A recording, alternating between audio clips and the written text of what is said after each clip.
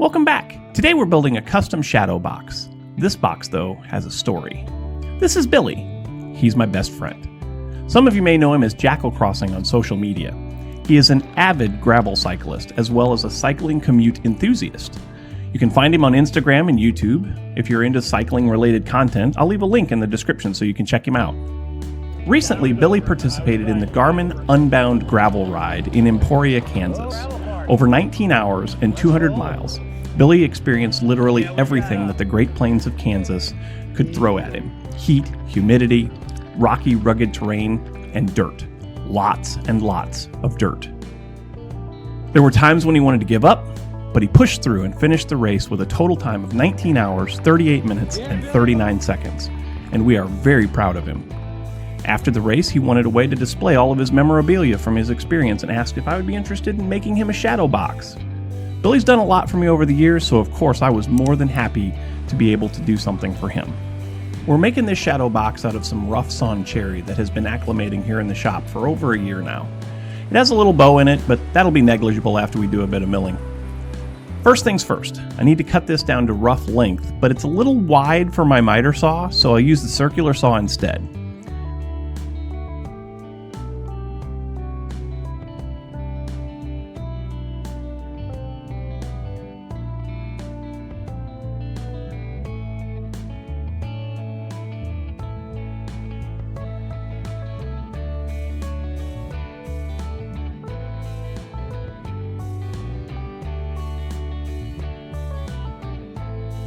And after that, a couple of passes through the planer to get the faces cleaned up, then it's over to the table saw to rip it down to our final working width.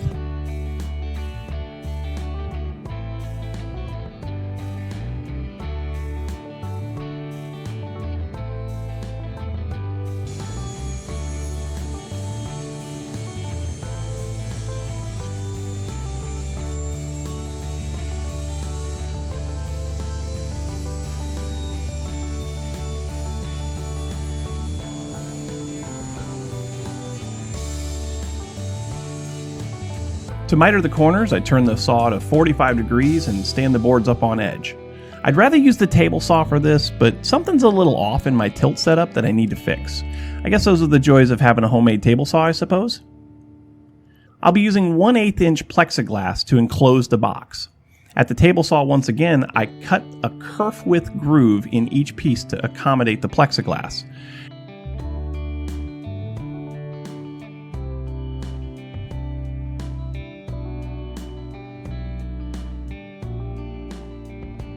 And then at the router table, I'll cut in a rebate in the for the plywood backer that the memorabilia will mount on.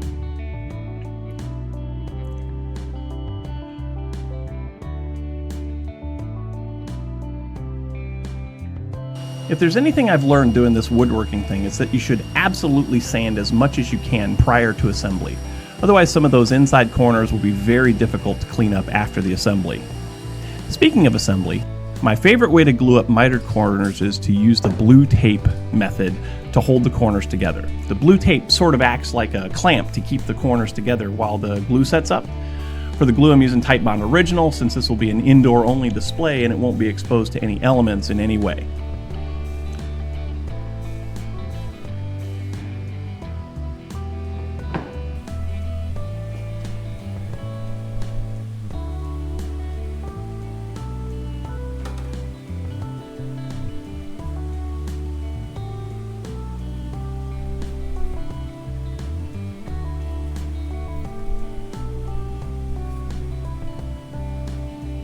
While the glue sets up on 3 of the 4 sides, I head back over to the table saw to cut the plexiglass down to size. I had to make a few cuts on this to sneak up on the final dimension, but in the end it was a near perfect fit.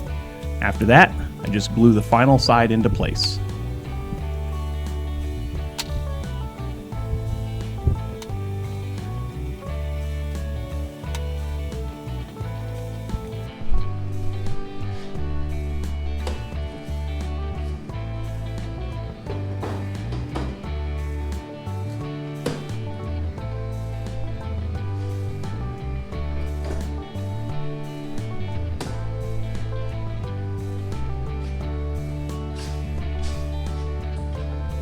The back is a piece of 1/4-inch ply cut to size using the DIY track saw and the table saw. A real quick test fit, and yep, perfect. More sanding, this time on the outside surfaces. I don't know why everybody hates sanding. I mean, what's not to like about the maddening drone of the sander, the whine of the vacuum, and the incessant vibration of the sander running into your hand, through your wrist, and up your arm to, at the very least, your elbow. For the finish, I'm using my absolute favorite, Danish oil. It really does bring out the color of this cherry, and I just love how it looks. Earlier I said that I've learned a few things in my woodworking projects. I learned something on this one as well. Danish oil and plexiglass really don't mix. Next project, I need to remember to finish the areas that will be close to any plexiglass so that we don't disturb the plexiglass finish. Lesson definitely learned. The course of the race was 200 miles. Billy and I thought it would be cool to have a backdrop that was the course map. So he sent me a file that had the map, and I printed it out to scale, to a scale that would fill the back of the shadow box. I used double-sided tape to affix the map to the backer board. I thought about some type of contact cement, but I was concerned that it would interact badly with the paper or the colors, so I decided against it. I made sure to print the map a little oversized so that I could trim it to size after it was secured to the backer board, which we do end up doing with a razor knife. After the map was in place, I found it to be kind of plain. But in the bag of memorabilia was the chain that Billy had on the bike for the race. In a cool twist of fate, the chain was almost exactly the same size as the map course on the printed background. So I used the chain to outline the course. This really brought the map to life. I also laid out the rest of the memorabilia around the backer board where they fit best. I found these cable straps in my stash of hardware. They originally came with some small nails, but the nails were too long and would have poked through the backer board. They also didn't hold very well and would have easily pulled free and allowed the chain to fall off the board. Now it took me a bit, but I eventually found some 2mm bolts, nuts, and washers that would hold better. And quite frankly, they look amazing. I placed the straps in strategic location, drilled out the holes, and bolted them down with the fasteners.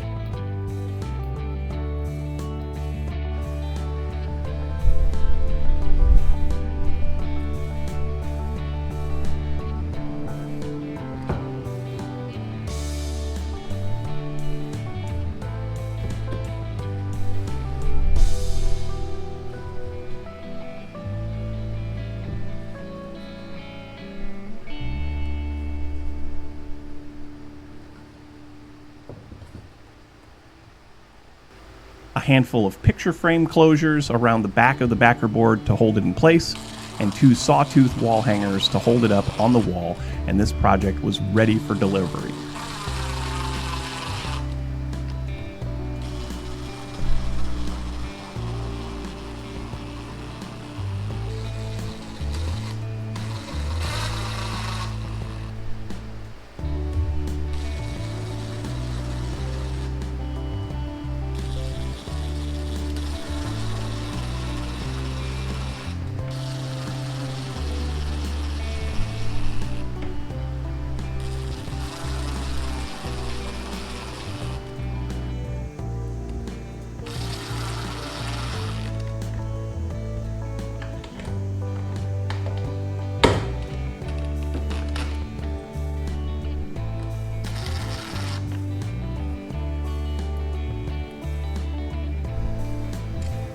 So now that this project is done, let's give Billy a call and see if he's ready for us to bring it over to him.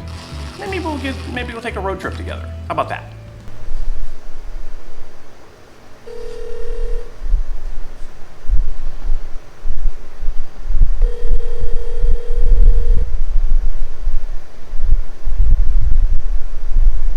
Hey, Rick.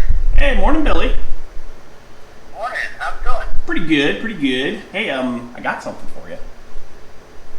Oh? What's Yeah. that? Well, you asked me to build you a little something, so it's ready. You available? I can drop it by. Yeah, man.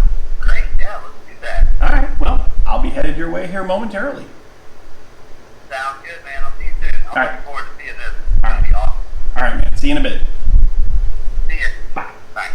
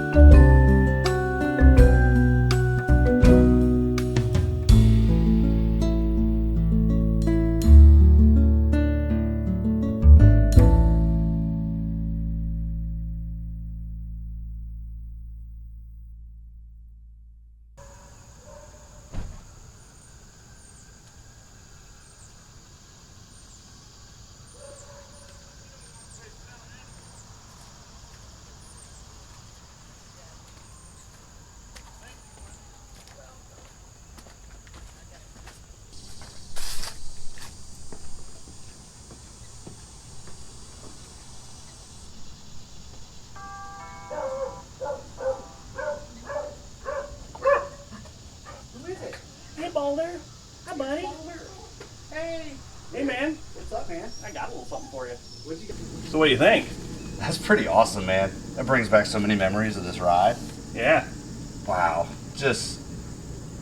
I really am grateful, man. I really appreciate the hard work. I know this was not an easy thing to do, and Well, I'm glad you it. like it. I'm really glad you like it. Kind of speechless. That was the effect I was going for. Well, mission accomplished, sir. Thanks so much, Rick. Anytime. And man, I really appreciate it. Anytime. I had a really great time with this build. I'm proud of Billy and his accomplishments. Projects like these are a lot of fun, and I want to thank my patrons on Patreon for helping to make them possible.